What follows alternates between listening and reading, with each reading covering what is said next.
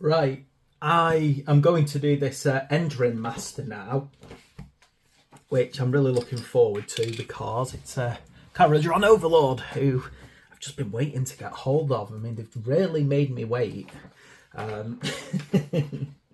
Okay, let's get ourselves up and running. This does appear to be quite a complex build though, so let's see if I can do it at a reasonable pace, but obviously not so fast that no one can keep up. So, to start off, going to get the legs out. So number 12 and number 13. Get these tidied up, eh? Bit off camera then.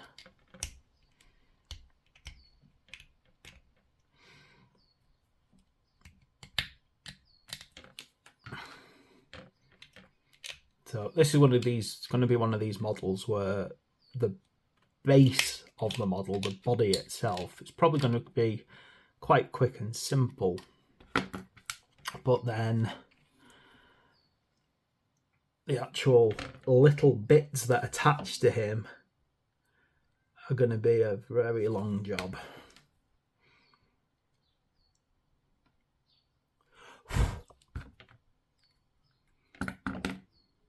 So that's his legs. Now we need number 11, his body.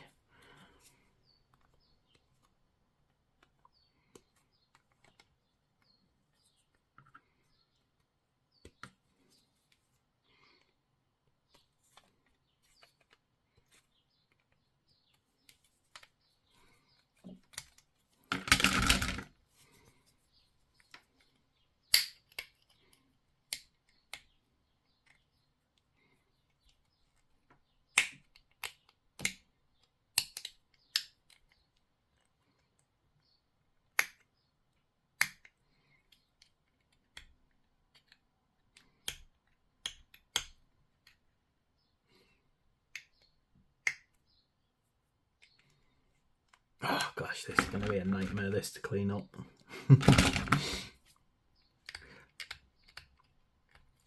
So, the Caradron, a very interesting group of dwarfs, not, sorry, Dirigible, who, you know, less respectful as their ancestors as they should be.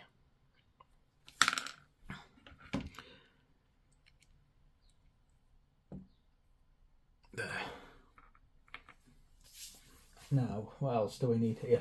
Right, so we've got 14 and 15, which is these little foot plates.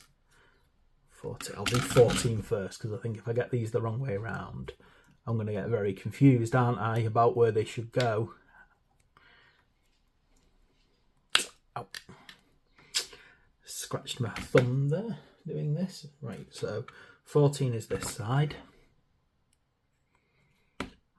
Why, if this was going to be on the model, glued onto the model, why was it not just part of it anyway? Oh well, doesn't matter, because if you fancy a bit of converting, you can do it, can't you? There's 15.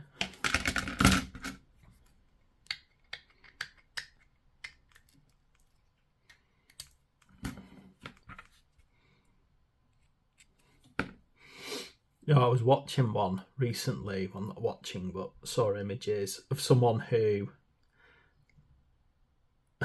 was putting tread on the bottom of his Space Marines boots, and it was like, yeah, actually that kind of makes sense. And it's like, yeah, tread on boots does make sense. Imagine being a Space Marine and you slip because your boots didn't have tread. Right. Okay, 16 and 17, which is one of these interesting weapons. Oh, right now, this mould line, well, the injection point is right up to the edge of the gun, so be careful when you're knocking it out. And it's things like this that drive me crazy. Why is that not just on the model? It just doesn't feel like it needs to be separate, does it?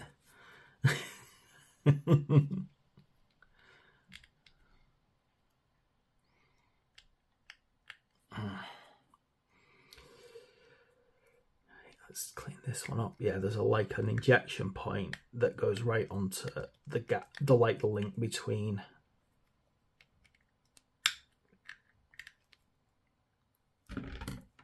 the gun and the arm and the pipe, which can be a bit problematic at times for getting cleaned up, but we shall persevere and see what happens.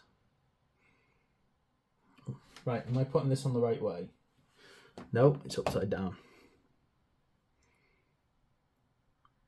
So if you get it the right way around, it will just kind of slot in, like so. And then this is going to go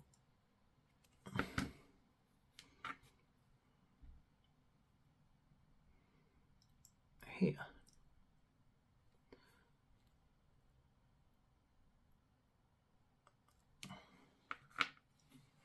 And then we need 10 and 18. So 10 is his head.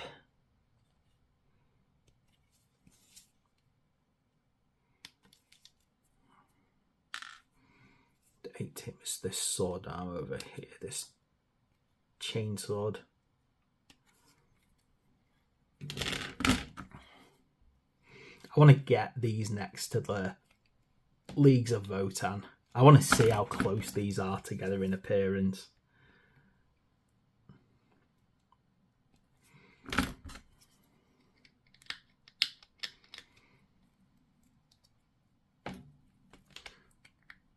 The old world exists in a strange place in the mythos of Warhammer, and obviously the realms of the Age of Sigmar likewise are an interesting concept.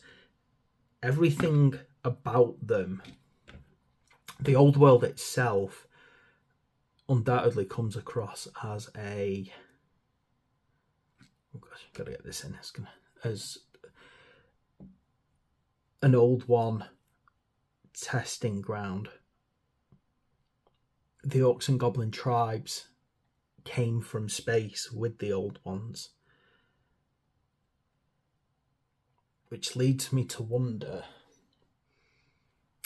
how does that, yeah, get it in the right position, if the 9 realms, 9 realms, 8 realms? Yeah, 8 winds of magic, 8 directions on the wind of magic, isn't it? Makes me wonder if the old ones, when they created the realms, had some other alternate motive. I mean, they've obviously seeded them at some point with the races of the old world. Either that, or I've not understood my Age of Sigmar lore, and the races were seeded after Sigmar came, maybe recreated by the different gods, but there's always a slight chance that the races had already been transplanted there from the old world, either by the old ones or maybe even over a period of time.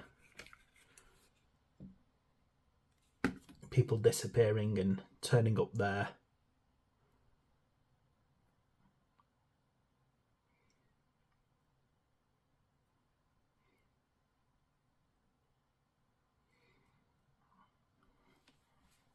So it'd be interesting. I'm going to really read up, but I think in the Age of Sigmar stuff, in the Time of Legend, it is quite interesting to... I keep saying interesting. I hate that I keep saying that same word. 8 and 9. Let's get 8 and 9 out. The lore about when Sigmar first turns up, guided by a dragon, you know, and if you know your old world lore, then the old world was originally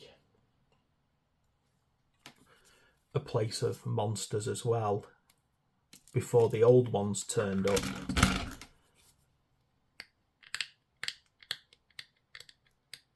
In fact, I genuinely would love the idea if things like the Firm, who were the original Chaos worshippers on the old world, it'd be interesting to see if they're there.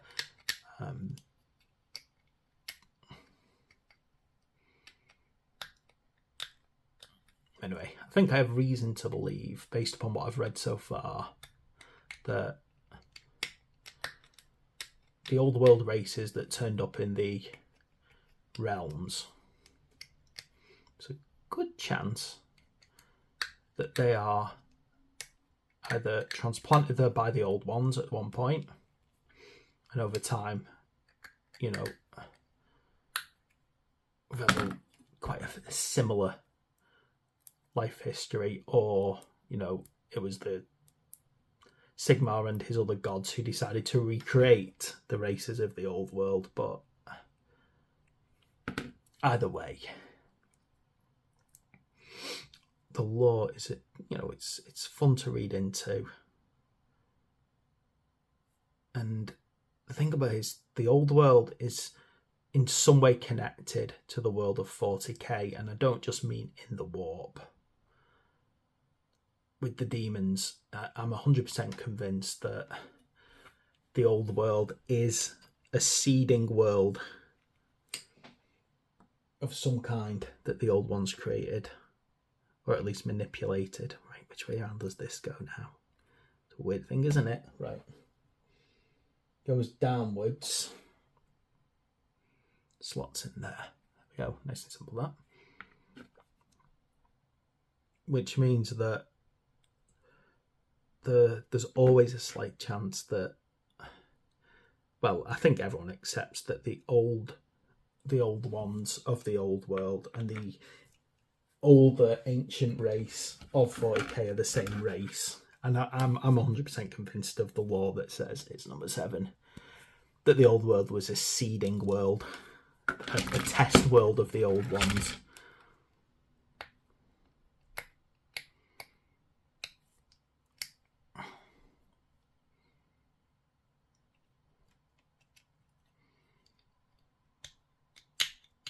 Right then,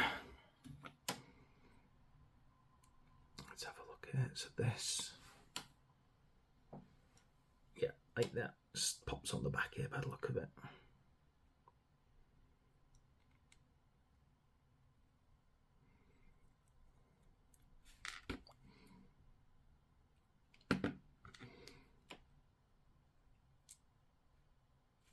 See, this is what I hate, when there's lots of little fiddly parts to put on a model. You have to hold it in so many different places. I need to get an assembly handle, don't I? It'll make my life easier.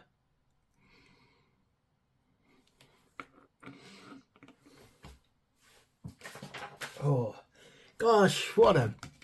Oh, I'm not going that bad on the speed, but I worry that I'm not up to the fiddly bits yet. Right, let's get 5 and 6 out, which is this big Aether tank.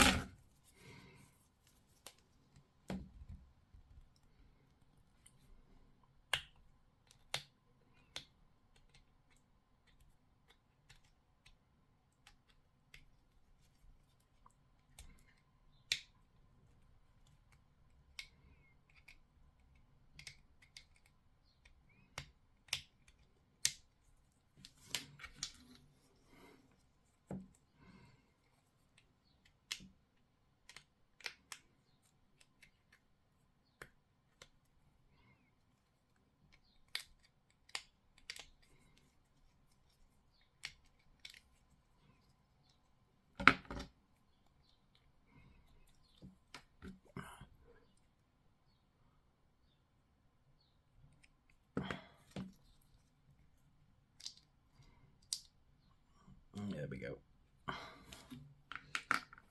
Right, what else have we got here? Number 4.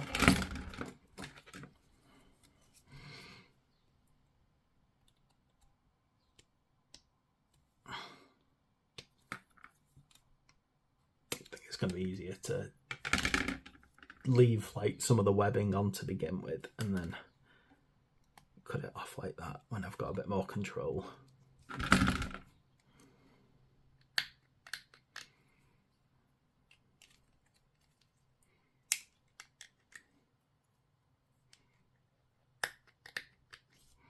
definitely imagine these guys being connected somehow to the Leagues of Votan. They've got that. They're just such a cool aesthetic, aren't they? They look amazingly cool. Right, I'm just making sure that it doesn't go in any one particular space, this. No, it doesn't. It's all the same all the way around. Good.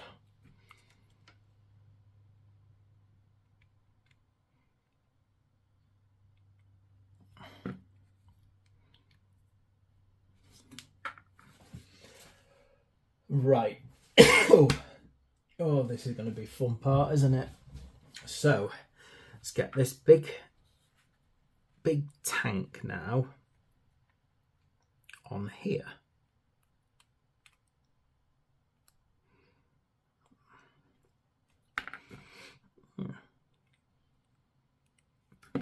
As for a model with so many pieces, it's actually turning out quite easy to put this all together.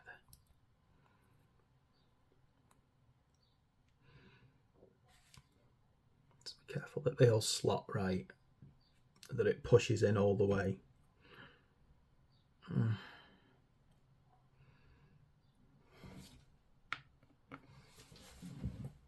And then we need number 1, 2 and 3. So number 1 is this tiny little piece here, and we need number 2. Now I would say keep number 2 to this side, and then you can take number 3 off. Oh, what an horrible place to put their injection point.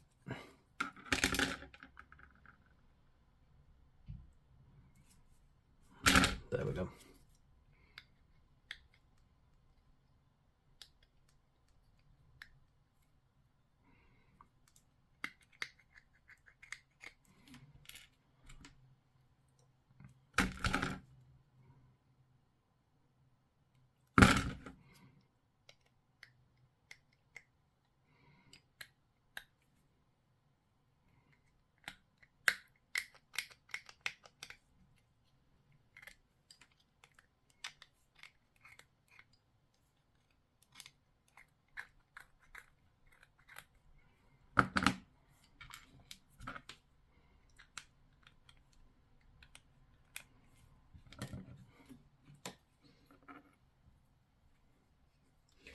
Right, so this little one here pops on the front.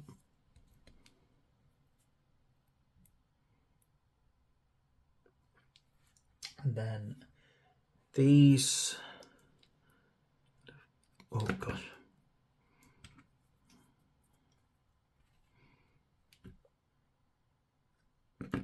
And then here on the side, be careful with them.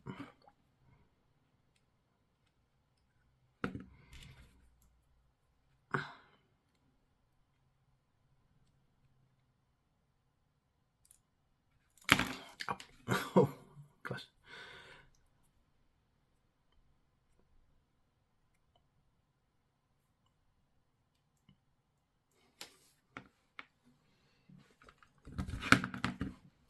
Okay, 19 and 20. So 19 and 20 look similar. So again, just if you're cutting them both out together, just kind of put them on either side so you remember which one goes where.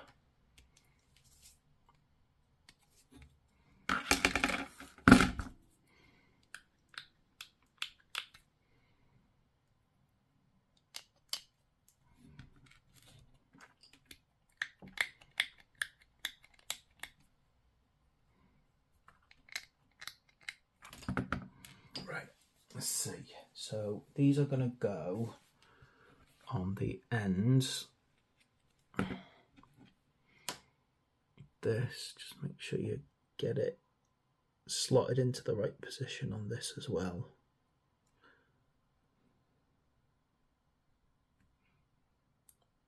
It does go in a very specific place. Just make sure you line it up properly.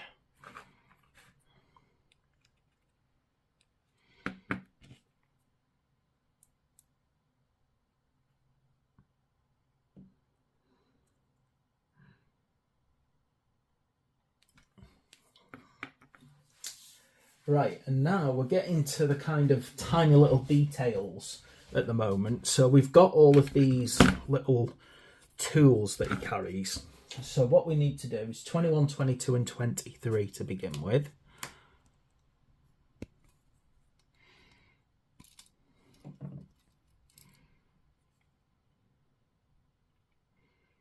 Twenty-one, 23, there's 23.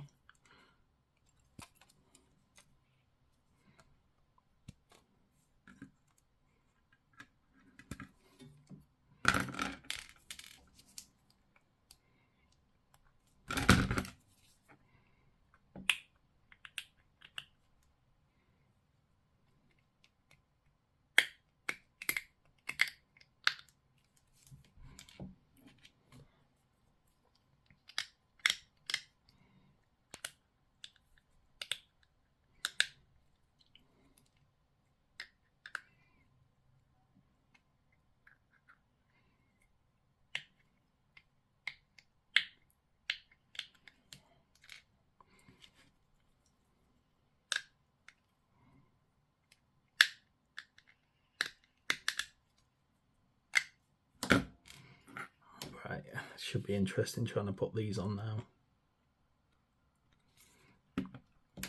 Now, they will slot in quite nicely by the look of it. Just make sure that I'm putting them in the right cradle, basically. So, that on there. We are this one over here.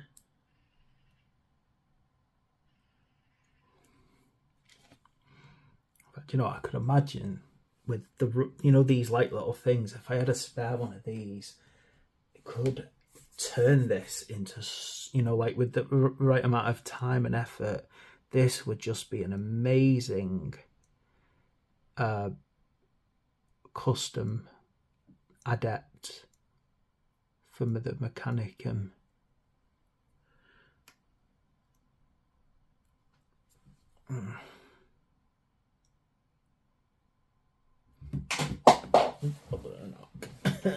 Knocking paint's flying now.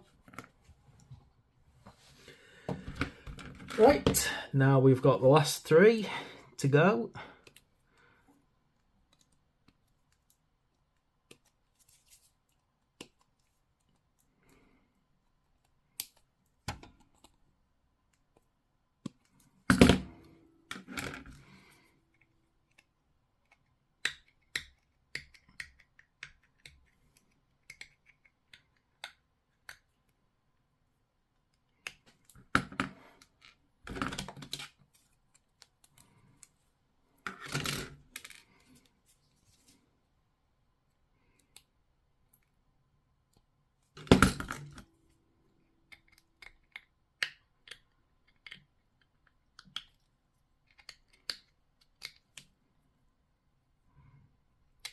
Man, like mold line running right the way along it, and I don't like it.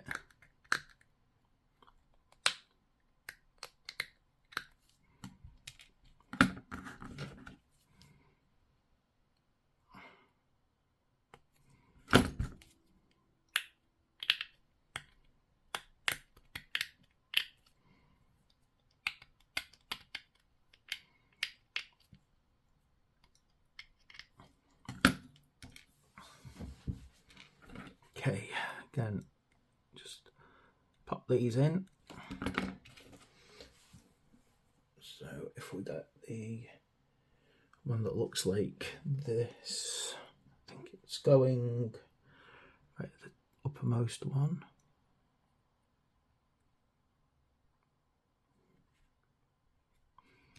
We've got the claw. Looks like this goes down to the back.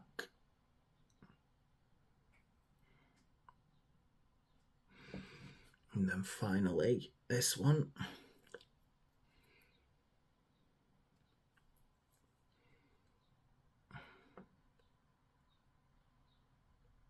Actually, if I got those two the right way around. Yeah, those two aren't the right way around. See, not just, unfortunately, they're not just in any old way. They have to be popped in the right ones.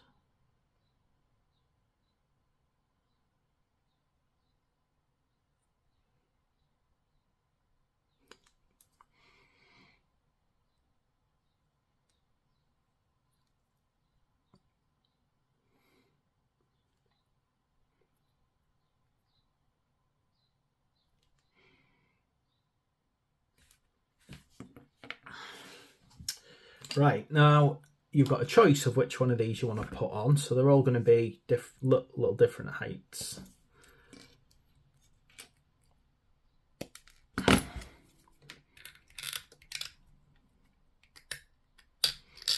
Now, a bit of advice about these things as well, because they are see-through. If you're planning on spraying this, you don't want to glue it in yet.